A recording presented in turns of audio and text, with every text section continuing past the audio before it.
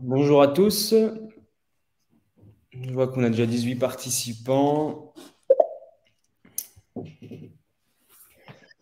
Bonjour Jonathan.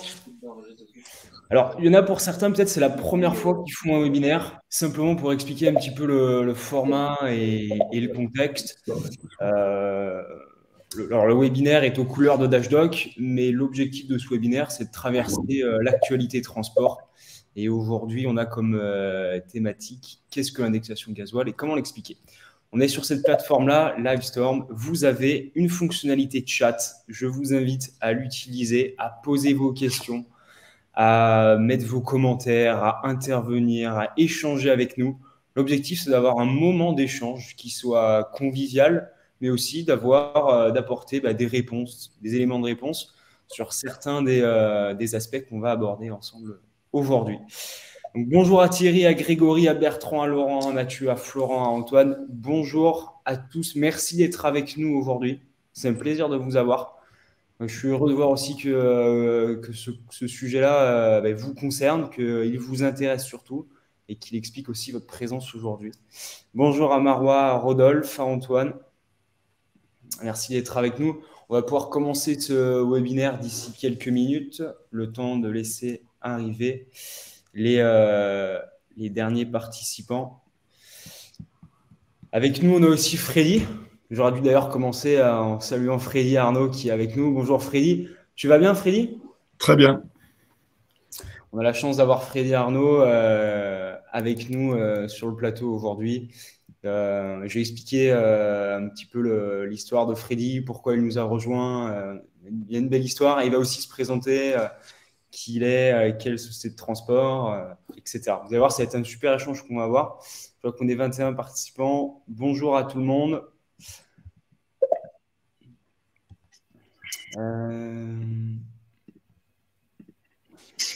On a commencé à vous mettre une première question dans le chat sous format de sondage.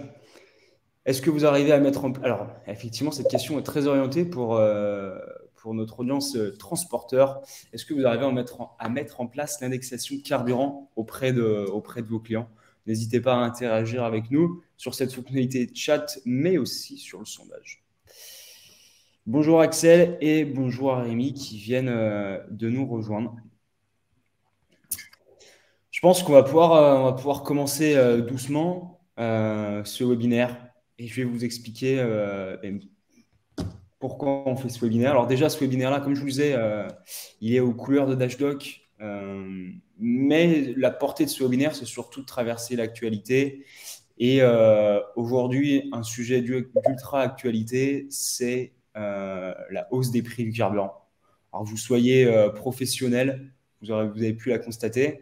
Vous soyez aussi personnel en prenant votre voiture. Je pense que tout le monde l'a constaté. Sujet aussi brûlant lorsqu'on regarde la télé, on en parle beaucoup. Effectivement, je ne vous apprends rien quand je vous dis que le prix du carburant à la pompe, qu'il a une augmentation qui est drastique depuis quelques mois, qui s'intensifie depuis les dernières semaines. À échelle personnelle ou professionnelle, on l'a tous constaté, comme je vous disais. En un chiffre, aujourd'hui, la hausse du carburant, c'est 22% supplémentaire en 3 semaines, avec un prix du gazole aujourd'hui qui s'établit entre les 2,10 € le litre et dans certaines régions de France, départements de France, jusqu'à 2,4 €. C'est des records presque inédits. La problématique aujourd'hui pour nos transporteurs qui nous écoutent aujourd'hui, elle est simple. C'est que lorsqu'on regarde les postes de charge d'un transporteur lambda aujourd'hui, sur un exercice comptable, c'est 30% de 30% le prix pour 30% de charge pardon, pour le salaire du conducteur, 30% de charges qui sont imputables pour le camion et puis 30% qui sont gasoil. Donc avec une marge opérationnelle qui est très fine et on voit que s'il y a un poste de charge qui augmente de manière même drastique, considérable, c'est tout de suite très difficile pour un transporteur de maintenir une pérennité de son activité et de son modèle économique. Donc cet épisode que l'on fait, c'est le deuxième. Bienvenue à tous ceux qui arrivent. Je vois qu'il y a encore quelques arrivants qui viennent. C'est le deuxième. Il a pour thématique l'indexation gasoil. Qu'est-ce que c'est? Comment ça s'applique? Comment ça fonctionne? Toutes ces questions on a un professionnel du transport avec nous. On a Freddy Arnaud qui va venir eh bien, nous donner des éléments de réponse et donner des éléments de réponse à vous, transporteurs, certains qui commencent leur activité, d'autres qui sont déjà installés dans le paysage depuis longtemps, mais qui s'interrogent sur cette indexation gasoil. Peut-être que vous l'avez mis en place pour tous vos clients, pour certains. Peut-être que vous avez besoin aussi d'avoir des éléments de réponse sur cette indexation gasoil. On a notre intervenant Freddy Arnaud et Transport Fresno. On va faire un zoom sur cet outil, sur l'indexation gasoil, comment ça fonctionne. Et dans ce format-là, ce que je voulais vous proposer, c'est qu'on puisse interagir tout le temps. N'hésitez pas à poser vos questions, à mettre vos remarques sur le chat pour qu'on puisse bien avoir un échange, comme je vous disais au début de ce webinaire, qui puisse être convivial et qu'on puisse répondre aux questions de tout le monde. Donc, je vais vous présenter. Alors, en échange préparatoire avec Freddy, moi, j'ai adoré quelque chose qu'il m'a dit. Je vais poser la question pourquoi Freddy, tu as décidé de faire cet entretien avec nous. Il m'a dit en fait, moi, c'est un format que j'aurais apprécié avoir il y a 1 an et demi parce que j'y connaissais rien, parce que je ne savais pas comment ça fonctionnait et j'aurais adoré avoir quelqu'un qui puisse me l'expliquer. Et je trouve ça intéressant de l'avoir aujourd'hui parce qu'il connaît maintenant ce sujet-là. Et qui puisse nous apporter des réponses et qui puisse nous expliquer pas mal de choses.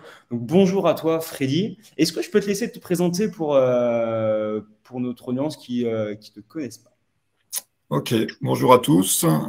Donc, Freddy Arnaud, j'ai repris les transports Fresno en 2020. Et donc, ça fait plus de 30 ans que je suis dans le transport. Malgré tout, il y a des choses que je ne maîtrise pas. Et l'indexation, j'en avais entendu parler de loin. Et ensuite, quand on est dans l'exploitation, il faut s'y coller de près. Donc, c'est pour ça que, comme dit Nicolas, j'ai accepté de participer à ce webinaire. Je pense que, comme certains d'entre vous, j'aurais été content d'avoir un support il y a 1 an et demi, 2 ans, comme a dit Nicolas. Moi, j'ai rencontré des confrères avec qui j'ai des bons échanges qui m'ont expliqué. Certains ont pris le temps de m'expliquer après un déjeuner ou avant un déjeuner, sur un côté convivial pour comprendre et comment ils pratiquent la chose. Et dans une entreprise qu'on reprend, il y a des choses en place, plus ou moins cohérentes. Et donc, avec les premiers rendez-vous clients, j'ai abordé le sujet et petit à petit maîtrisé pour ceux qui l'avaient en place. Et pour les clients chez qui je ne l'avais pas en place, j'avais à cœur de le faire. C'est ce que j'ai fait cet hiver. C'était bienvenu avec les événements récents. Parce que je pense qu'il est important que les clients soient impactés de ce surcoût carburant. Et on peut pas faire, on a des marges tellement fines qu'on ne peut pas faire de cadeaux là-dessus, quoi. C'est sûr. Alors, avant de présenter et de rentrer un peu dans le vif du sujet, je pense que la plupart ont entendu parler d'indexation gasoil. Pour ceux qui ne le connaissent pas, je vais simplement revenir sur cette définition, ce que c'est l'indexation gasoil. Alors, en 1 minute, l'indexation gasoil, c'est une loi qui a été mise en place en 2006, qui est imposée aux chargeurs pour protéger les transporteurs des fluctuations du prix du gasoil, que ça soit à la hausse ou que ça soit à la baisse. Alors aujourd'hui, ce sont des tendances plutôt haussières qu'à la baisse. Le carburant, comme je vous disais, est un coût pour le transporteur qui est un coût principal dans le poste de charge qu'un transporteur peut avoir. C'est des variations qui peuvent être importantes. En témoigne aujourd'hui le cours du pétrole. Et cette indexation gasoil doit se mettre en pied de facture lorsqu'on la met sur une facture pour un client. Est-ce que de cette courte définition, Freddy, tu veux ajouter certaines choses par rapport à l'indexation gasoil? Non, elle va être, c'est un schéma assez simple, hein. Le calcul, c'est le prix du carburant. Bon, souvent, on utilise l'indice CNR, comme ça, il n'y a pas de débat avec les clients, puisque le transport, la particularité, c'est qu'on met tous nos chiffres en ligne. Donc, comme ça, nos clients sont bien au courant de toutes les possibilités de marge qu'on a. Certains de nos clients ont également des activités de transport, donc ils maîtrisent le sujet aussi. Donc, on ne peut pas tricher autour de ça. Et l'indice CNR a au moins le mérite de partir d'une base commune, quoi. Après, on peut préciser les choses avec des clients parce qu'il y a un contexte particulier, une antériorité plus importante. Moi, j'ai des clients avec qui l'indice est historique depuis une quinzaine d'années.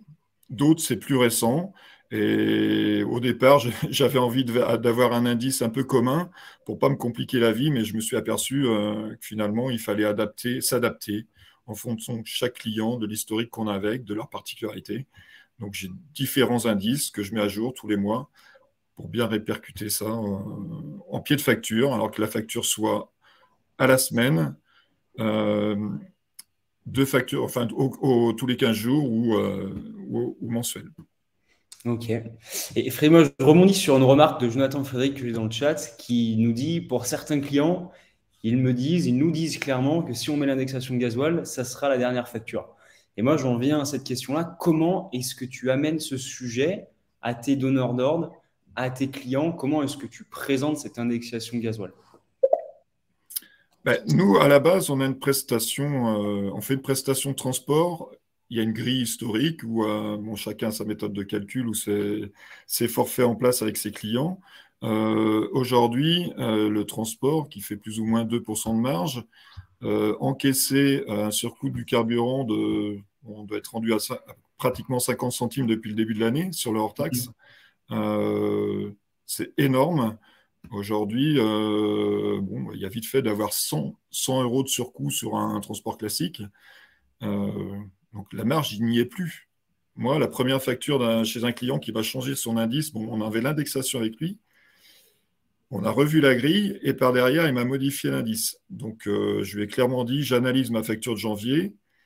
Donc, j'ai repris mes forfaits et mon indexation de 2021. Et il s'avérait que je perdais de l'argent par rapport à 2021 sur les mêmes prestations. Donc, je lui ai dit, je vais dans le mur. Moi, je ne peux pas continuer. Aujourd'hui, il faut savoir que les donneurs d'ordre, certains sont en manque de transporteurs et souvent, et surtout ceux qui courent après les prix très bas, ils courent après les transporteurs. Donc, il ne faut pas croire qu'on n'est pas si fragile que ça. Ils ont besoin de nous pour travailler. Il ne faut pas avoir de complexe non plus là-dessus. Il faut bien l'expliquer. Nous, on n'est pas là pour perdre de l'argent chez un client. Sinon, on n'a aucune vocation. Moi, j'arrête tout de suite. Alors, c'est plus facile à dire qu'à faire, mais moi, j'ai certains de mes confrères qui ont dénoncé leur contrat illico presto pour des clients qui ne voulaient pas faire l'indexation. Parce qu'on n'a pas le droit d'aller dans le mur. C'est de se dire non, en fait. Au bout d'un moment, c'est de se dire, bah là, je suis sur une limite où je ne peux pas me permettre, pour moi, pour mes salariés, de faire perdre de l'argent à l'entreprise. Encore pour certaines sociétés établies qui peuvent avoir de la trésorerie, peuvent avoir des reins qui sont assez solides et qui peuvent encaisser ça. Mais c'est de se dire non, protéger la profession, protéger les transporteurs et de dire au bout d'un moment, il y a une limite et on ne peut pas forcément la dépasser parce que sinon on va dans le mur et que d'ici 6 mois, on ne sera plus là. Ouais, voilà. Je vais insister sur le fait de ne pas avoir de complexe. Moi, j'ai travaillé dans un grand groupe de transport. Aujourd'hui, je suis dans une entreprise, j'ai 15 moteurs. Donc, je suis un petit acteur artisanal. Mais je m'aperçois dans le discours avec les clients qu'ils ont besoin de nous et que dans le panorama du transport, il y a besoin des petits, des gros. Il ne faut pas avoir de complexe vis-à-vis de d'autres acteurs. On a des atouts que les gros transporteurs n'ont pas et inversement. Et moi, j'ai des clients qui sont contents de trouver des acteurs à dimension humaine, même si chez eux, il y a aussi des acteurs de plus grande dimension. Et chacun sa place. Et donc, c'est pour ça qu'il est important de pratiquer l'indexation. On ne peut pas travailler à perte. On n'est pas là pour faire de cadeaux. Et comme tu disais, certains ont plus de trésorerie parce qu'il y a un historique. Et ils peuvent peut-être plus facilement passer l'aléa, mais ils ne peuvent surtout pas se permettre de travailler à perte, de taper dans cette trésorerie. Ça peut très vite se retourner, qu'on soit gros ou petit. Alors effectivement, petit, la trésorerie, elle n'est pas très élastique. Moi, je l'ai bien constaté, même avec une indexation, puisqu'on prend des indices M-1. la forte augmentation fait qu'on a un décalage, quoi. Mhm. D'accord. Et quand tu as présenté alors cette indexation gasoil à tes clients, quelle était la réaction que tu as pu avoir? Alors déjà aussi de savoir quand est-ce que tu l'as présenté? Est-ce que tu l'avais déjà mis en place au moment où tu as créé ta société, au moment où tu as commencé les relations commerciales avec eux, ou c'est venu au fur et à mesure?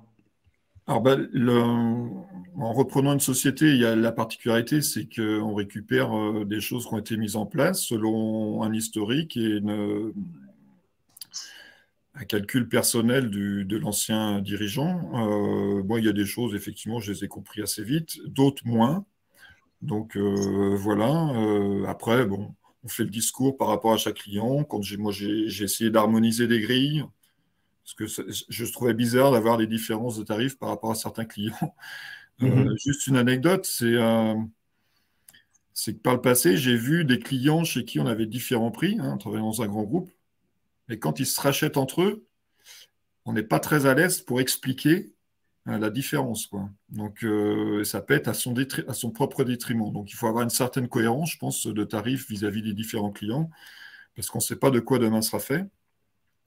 La présentation de l'indexation, mais elle est passée, je dirais, pas toute seule, mais en étant suffisamment pédagogue, en expliquant bien que nous, nos marges sont relativement faibles, hein, parce que avec les aléas, on va tourner entre plus ou moins 5%, mais il y a des choses qui viennent impacter ça, et finalement, la Banque de France dit, dans le transport, vous êtes en moyenne à 2%. Ça veut dire que certains d'entre nous sont à 5 et plus, mais ils sont rares, et d'autres à 0 et moins, et j'espère qu'ils sont rares aussi. Mais grosso modo, le gros de la troupe fait qu'on sort à 2% de marge. Avec cette marge-là, on est très limité, on ne peut pas subir les aléas. Moi, c'est ce que je dis à mes clients. Si demain, je sors pas un minimum de rentabilité, je ne peux pas être pérenne dans le milieu du transport. Donc, demain, je ne suis pas là pour les servir. Et aujourd'hui, certains commencent à se poser la question de la pérennité du service de transport, parce qu'il y a un manque de conducteurs, entre autres. Et les difficultés actuelles vont peut-être faire disparaître certains d'entre nous, malheureusement. La pérennité de l'activité de transport. Je rebondis sur une remarque qu'on a de Aline dans le chat qui nous dit aucun complexe à appliquer une indexation qui va être très élevée sur Mars. C'est-à-dire comment est-ce que comment toi, Freddy, tu vas amener cette indexation gasoil qui va être sur Mars avec le coût du carburant très élevé? Est-ce que c'est difficile? Est-ce que tu as des façons de faire, des stratégies, des outils, des techniques? Alors, comme enfin, on en a échangé hier, moi j'essaye d'avoir un discours régulier avec les clients. Bon, déjà, il y a l'exploitation qui fait qu'on Oui. a des échanges plus ou moins réguliers. Et c'est pas un tabou, hein, le carburant augmente, comme tu l'as dit, pour tout le monde. Et si le système est mis en place, le client, effectivement, il sait qu'il va subir fortement cette augmentation au mois d'avril, surtout parce que l'indice de mars va être très élevé. Aujourd'hui, moi, j'ai des clients à plus de 10% en indexation. Je pense que on va être pas loin des 17-18% au mois de mars. Effectivement, ça va être très puissant. Mais moi, je compte surtout pas faire enfin, un retrait. Le calcul, il est en place pour les mois où ça va bien et pour les mois où ça va mal, pour les deux parties. Et de toute façon, je le répète, si on ne le fait pas, on disparaît. Mhm. D'accord. Et de manière un peu plus opérationnelle, fonctionnelle, comment est-ce que tu calcules l'indexation gasoil? Parce que je pense que c'est la grande nébuleuse aussi pour beaucoup de gens qui se demandent, OK, ben, je veux le mettre en place. Comment je calcule là? Quels sont les points d'indice? Je vois qu'il y a beaucoup de questions dans le chat hein, sur ces points d'indice. Comment ça se met en place? Alors, dans un premier temps, est-ce qu'il ne faut pas déjà identifier la relation commerciale et de savoir quel type de contrat on a avec le client? Ouais, voilà. Bon, moi, j'ai des clients un peu historiques dans ce que j'ai repris. Ça me facilite certainement la chose. L'indexation était déjà en place. D'accord. J'ai l'exemple d'un client où la grille a été revue en profondeur il y a une dizaine d'années. Et Mhm. l'indice, il part de cette base-là. Donc, on a le prix de référence du gazole part de cette date-là. Mhm. Euh, ensuite, au fil des ans, il y a eu des négociations ou pas, parce qu'il faut savoir que le transport a été rationalisé il y a 7-8 ans. Il avait peu d'augmentation et avec des coûts de carburant qui étaient redescendus. Donc, avec l'indexation, on a pu redistribuer l'avantage aux clients Mhm. et tout en vivant bien. Là, donc, avant cette augmentation forte des carburants, il faut savoir que nous, le transport, on se prend l'augmentation du taux horaire conventionnel, qui est quand même assez fort, à 6%, des frais de route conventionnels, 3%. On est Mhm. tous confrontés aux achats de matériel où là, on se prend grosso modo 15%, plus ou moins. C'est très puissant. Les assurances suivent.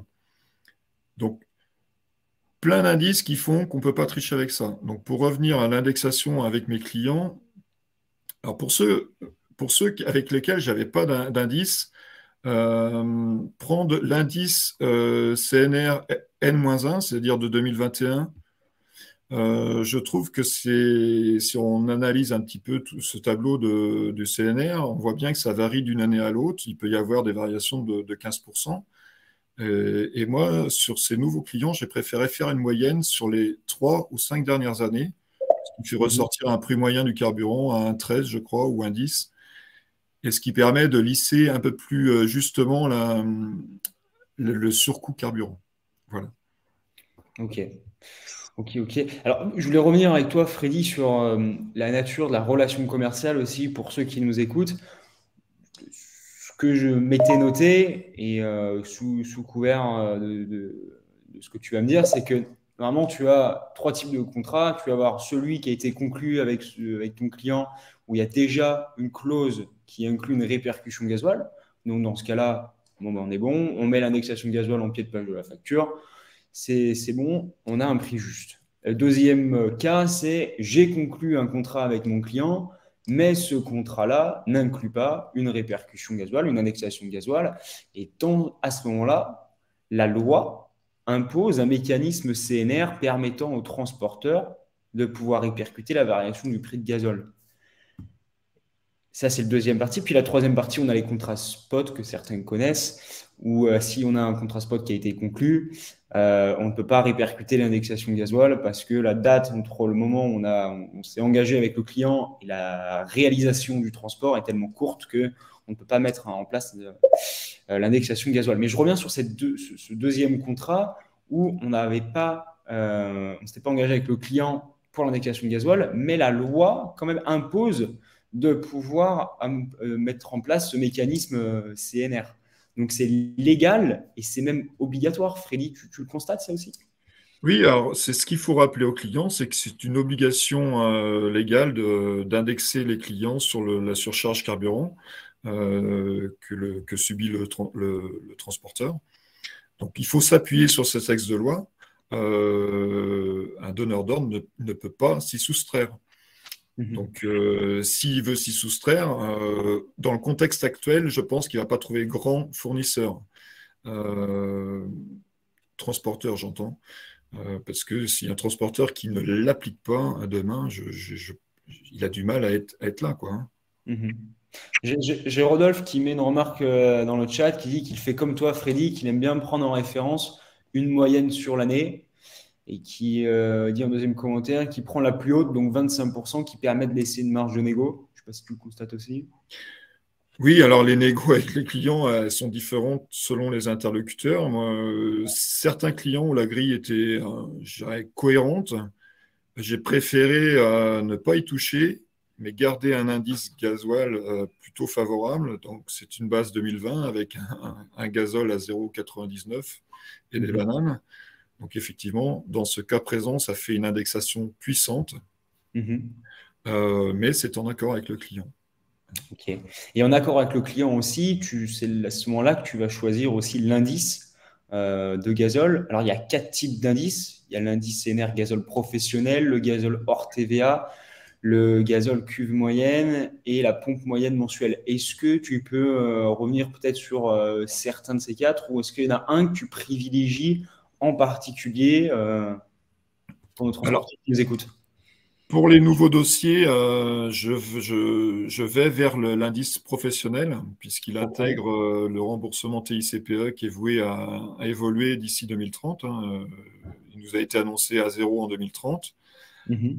donc en dégressif. Ça évitera de revenir avec le client hein, chaque année, chaque année. Bon, pour ce qui est de l'historique, il y a des choses qui sont basées sur moyenne cuve mensuelle. Je pense que c'est celui qui est le plus utilisé chez mes confrères, dans ce que j'ai compris. J'en ai des comme ça. Mais j'incite fortement à utiliser le gasoil pro, l'indice gasoil pro. Euh, Parce que demain, ça sera le plus cohérent et c'est ce qui évitera de revenir vers le client pour dire, écoute, j'ai perdu 2 points de TICPE. Aujourd'hui, si on est assez cohérent et qu'on regarde, on analyse bien nos chiffres dans les grandes lignes, la TICPE est plus ou moins égale à notre résultat de l'année. Donc voilà. D'accord. Dans cet indice-là, on a aussi cette partie pondération. La pondération dans l'indice gazole, qui comprend le prix de la prestation de transport. On a trois types de pondération. On a la longue distance, on a la régionale, on a la régionale porteur. Est-ce que tu veux nous dire un mot, Freddy, sur cette partie pondération de l'indice gazole? Alors, en ce qui me concerne, c'est assez simple puisque je n'ai que des véhicules articulés Oui. en national. Donc, j'ai un seul indice. J'ai pas d'activité porteur ou régionale pure. Mhm. Ça me simplifie la vie. Après, c'est selon, hein. Je pense à chacun s'adapter avec dans l'échange avec son client. Il faut pas que ça soit un tabou, hein. Effectivement, s'il y a des clients qui font la fine bouche, il faut peut-être s'adapter et être au plus juste. Si effectivement on a une activité porteur, euh, véhicule articulé, ben, peut-être qu'il faut dissocier, même si c'est compliqué après en facturation.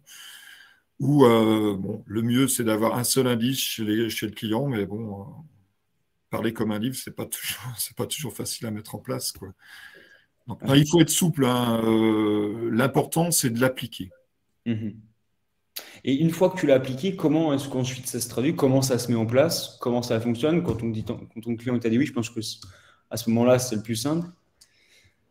Oui, bah après, comment ça se... on utilise le calcul en place, c'est-à-dire on prend le plus souvent, c'est l'indice N-1, M-1, c'est-à-dire pour mars, on va prendre la moyenne du mois de février, alors, Mhm. soit sur le gasoil pro, soit sur la moyenne cuve mensuelle, ou un autre indice. Puis on va diviser par le prix du carburant qu'on a en référence avec ce client. Ça nous donne un chiffre qu'on multiplie par un élément pondérateur, c'est à dire le carburant représente 30% de ma charge de transport. Donc, en Mhm. moyenne, c'est 20 à 30% selon les activités. L'indice CNR sort ça régulièrement. On a parlé tout à l'heure de 21,5 ou 24 et quelques pour 2020. Je ne sais plus exactement, mais c'est important et sort Mhm. ensuite l'indice qui va permettre de faire le pied de facture. C'est-à-dire actuellement, moi, j'ai entre 3, 3,11 pour un client, donc ça c'est un indice faible, Mhm. 10, 54 pour d'autres, plutôt D'accord. qu'un indice élevé. Ok. Et on a aussi une autre question d'Aline qui est assez intéressante, c'est est-ce que, Freddy, toi, tu pratiques l'affrètement? Est-ce que tu as des transporteurs confrères avec lesquels tu travailles? Effectivement, alors je pratique l'affrètement sortant, c'est-à-dire que pour mes clients directs, des fois j'ai une surcharge de travail, j'arrive pas à tout faire. Donc j'ai un panel de confrères avec qui je travaille, que j'appelle, et Mhm. puis effectivement, je lui rétrocède la grande partie de l'indexation, c'est-à-dire que pour un prix, mettons, de 700 avec un 10%, ça fait 770. Ben, je vais lui vendre au plus près enfin, lui rétrocéder, et c'est normal, une partie, quoi. Et garder ma marge pour moi. Ensuite, ce qui est plus dur, c'est l'affrètement, parce qu'aujourd'hui, moi, pour tous mes retours, j'ai environ 35% de mon chiffre d'affaires qui est fait en affrètement retour. Donc, c'est du spot où là, n'est pas pratiqué l'indexation. Donc, moi, je me suis fait un petit tableur là, que je partage avec Alexandre à l'exploitation, mon acteur privilégié sur ce domaine.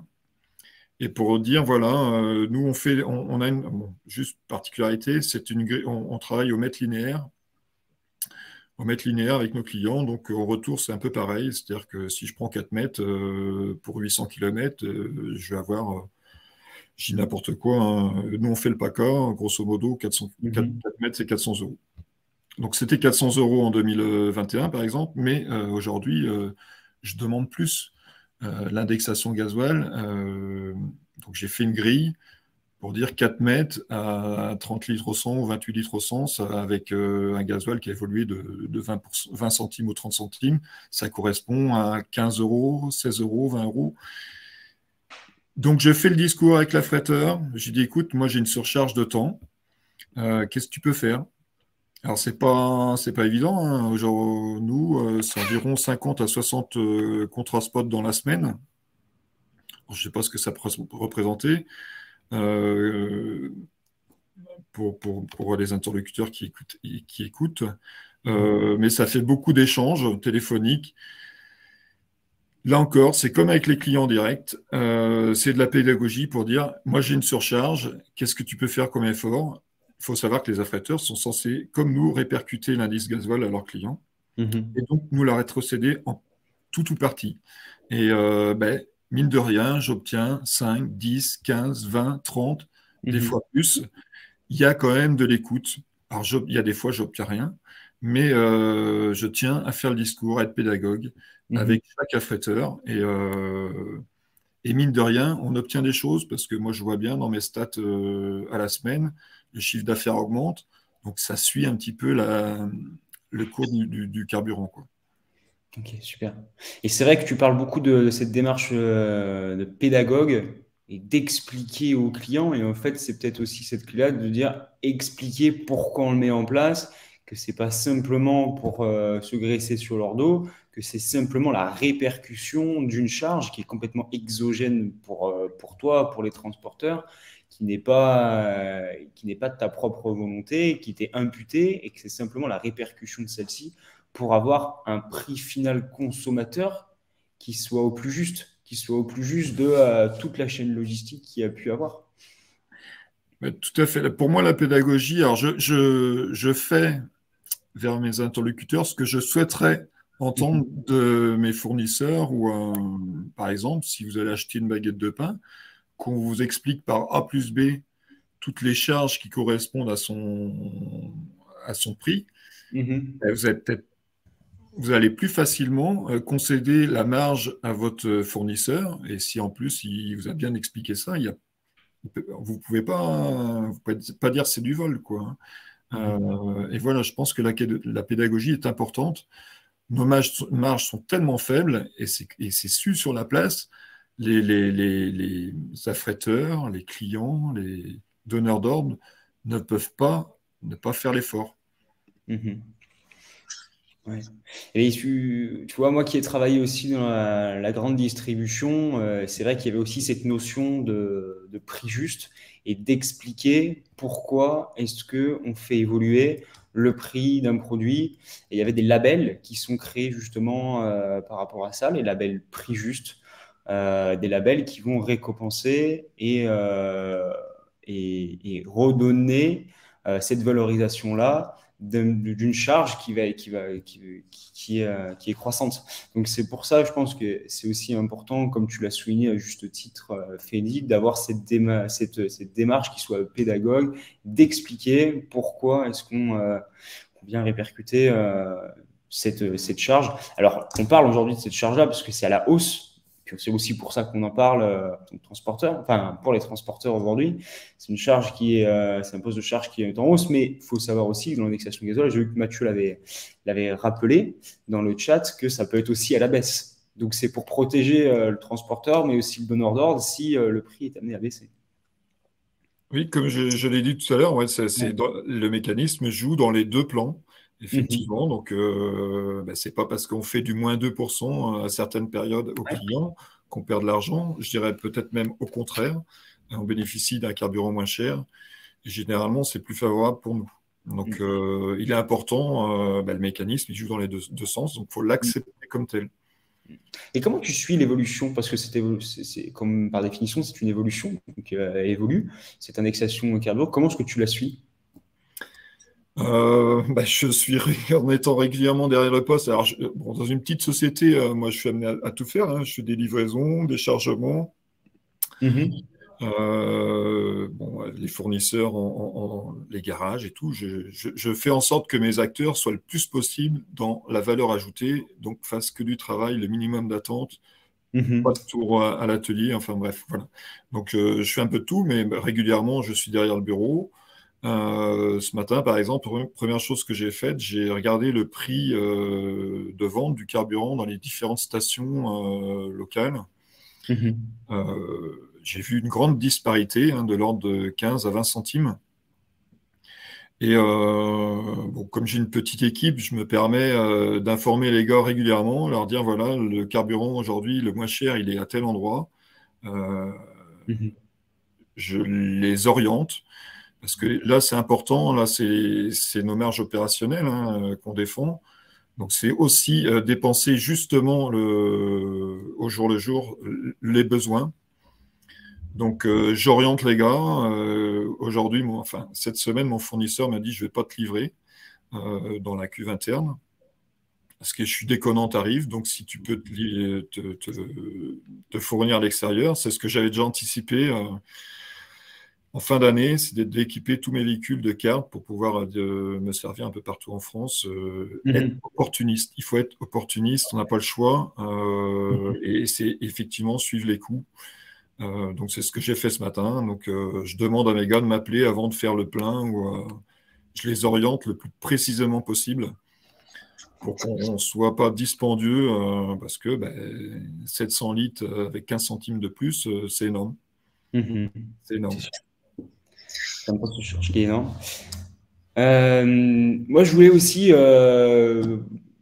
mettre à profit ces dernières minutes qu'on a avec toi, Freddy, avec nos auditeurs, pour partager un outil sur lequel on a travaillé, l'équipe d'HDoc, pour aider les transporteurs, ceux qui commencent leur activité, ceux qui ont déjà plusieurs moteurs, plusieurs conducteurs et qui ont une société établie pour suivre cette indexation-là. Alors, je voulais vous partager en 30 secondes mon écran pour vous présenter.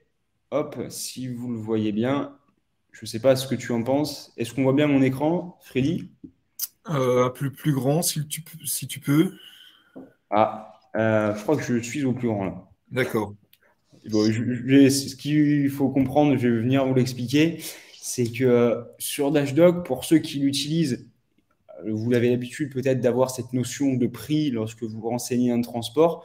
On a désormais ajouté l'indexation carburant. L'indexation carburant avec une petite définition, ce que c'est, et la possibilité de pouvoir l'ajouter en pied de page de vos factures avec un indice et avec les prestations de transport sur lesquelles l'indexation carburant peuvent porter, avec un outil qui vous permet simplement de pouvoir calculer votre indexation carburant, sur lequel il s'agit de cliquer sur Outils. Et ensuite, ici, vous allez avoir un outil de calcul qui vous permet de pouvoir suivre vos indices et qui vous permet de pouvoir calculer votre indexation carburant qui pourra être automatiquement rattachée sur les factures de vos clients. Donc voilà, c'était ce petit outil qu'on a développé en quelques semaines. Donc franchement, félicitations à l'équipe TouchDoc de pouvoir proposer cet outil-là aux transporteurs dans ce contexte compliqué avec la hausse des prix de carburant et de pouvoir surtout les accompagner, leur faire gagner du temps sur la gestion de l'indexation de carburant et surtout de pouvoir l'appliquer sur les factures dès lors que vous l'avez négocié et dès lors que ce soit accepté par vos clients. Voilà, je vais simplement vous présenter cela. Hop, je regarde simplement quelques questions qu'on peut avoir dans le chat. Tac. Est-ce que... merci à Rémi qui a pu le tester. Je ne sais pas si certains d'entre vous peuvent avoir encore certaines questions par rapport à l'indexation gasoil. Je profite de ces quelques minutes encore qu'on a avec Freddy. C'est l'occasion de pouvoir échanger en direct avec lui, pouvoir poser vos dernières questions. La présentation, si elle vous intéresse et si vous souhaitez avoir plus d'informations sur la gestion de l'indexation gasoil qui peuvent être faites par Dashdoc, n'hésitez pas à nous contacter sur notre site Dashdoc et à demander une démonstration. Et on aura un contact référent qui pourra vous expliquer et faire une présentation personnalisée par rapport à vos besoins et à vos attentes, que ce soit pour l'indexation gasoil ou pour d'autres attentes que vous pouvez avoir. Si on n'a pas d'autres questions, moi je voulais remercier alors déjà tous nos auditeurs d'avoir participé, d'avoir pris ce temps-là avec nous, avec Freddy, sur cette fin de matinée, d'avoir pu poser vos questions. Allez, je profite de la dernière question d'Axel qui est posée. Que pensez-vous d'une surcharge de crise en complément à l'indexation gasoil? Une surcharge de crise. Alors je ne sais pas ce que tu entends, Axel, par une surcharge de crise. Est-ce que c'est la surcharge des hausses de salaire? Est-ce que c'est un package global? Freddy, je ne sais pas si tu as ajouté un mot là-dessus. Oui, on peut vivre le moment comme une crise pour nous, parce que moi, j'ai beau essayer d'être carré, je me sens fragile, il n'y a rien de gagné. Est-ce qu'on répercute bien? Qu'est-ce que ça va donner les marges dans 3 mois? Je pense que je suis un peu comme vous, entre ce que j'ai réussi à avoir avec les clients et ce qui se passe en ce moment. Je ne sais pas où je vais atterrir.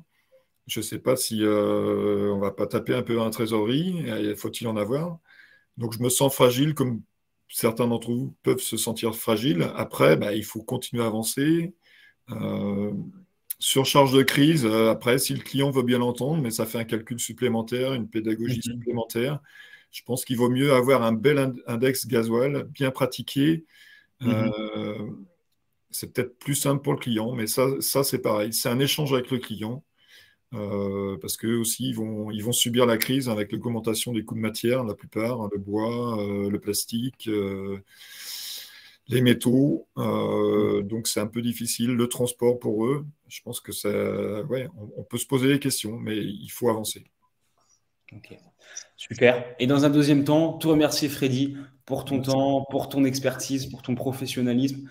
J'ai des super messages positifs dans le chat. De Jonathan, par exemple, qui dit que c'était très, très instructif, qui te remercie d'avoir pu apporter des éléments de réponse sur ces questions et sur ce contexte qui est bien particulier, assez inédit. Donc, merci infiniment, Freddy, pour ton temps. Merci, Nicolas. Pour ton expertise.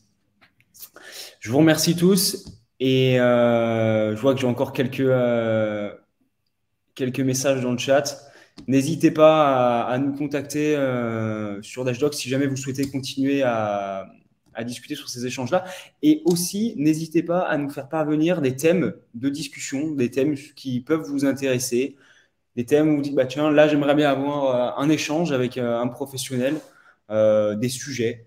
Voilà, on est friand de tout ça parce qu'on a pour objectif de créer ce webinaire-là, ce format de 45 minutes d'échange, peut-être garder d'ailleurs le jeudi en fin de matinée ensemble et de pouvoir se dire d'échanger sur un thème qui vous intéresse et qui serait sympa c'est que ce soit vous qui le proposez. Voilà, merci à vous tous et à vous toutes et je vous souhaite à tous une excellente fin de matinée. Merci à tout le monde. Merci.